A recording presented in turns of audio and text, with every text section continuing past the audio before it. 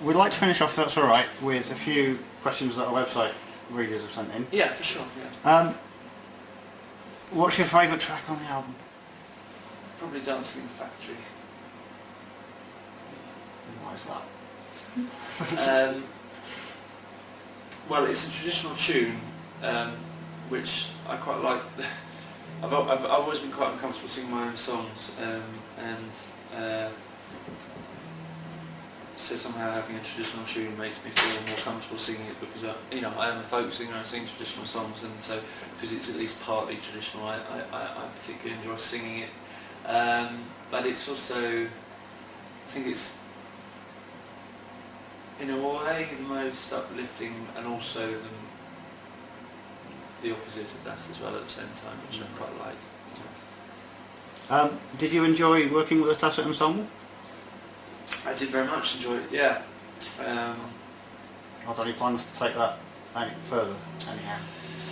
There aren't, as far as I know, any plans for more concerts as yet, but that's not to say that won't happen. I mean, the thing is, the Tacit work with various other folkies, so I'm guessing at some point they might do a sort of grand Tacit concert where they get the English Acoustic Collective back and they get the Copper family back, and whatever. So, but I think they've probably got a few more collaboration projects to go before they do that. That's purely my speculation. I've not actually spoken to Adam about it, but there is. I did have an email from someone who would like to animate my arrangement of Barbara Allen, which would be very interesting, and we'd have to re-record it in the studio for that. So I do hope that happens, because that would be lovely. I've been wanting to work with an animator for a long time, so yeah, that might happen. Marvellous. Are you planning to work with Eliza Carthy again anytime soon?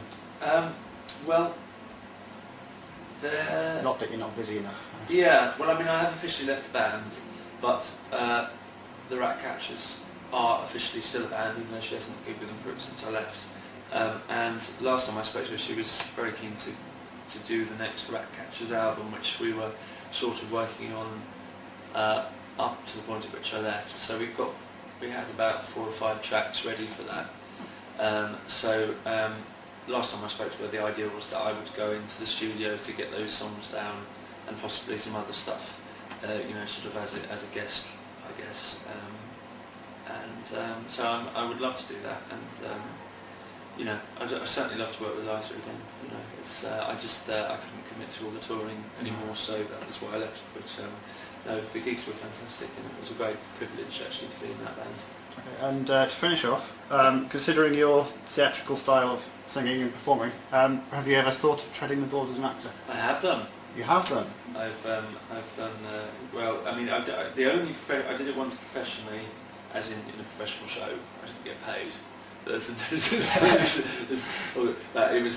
a London Fringe show that I was the musical director for. I've sort of had another career as a theatre musical director and composer, and that was one of the first things I did. And it was a Chekhov adaptation by Neil Simon. I had to play a comedy policeman, and I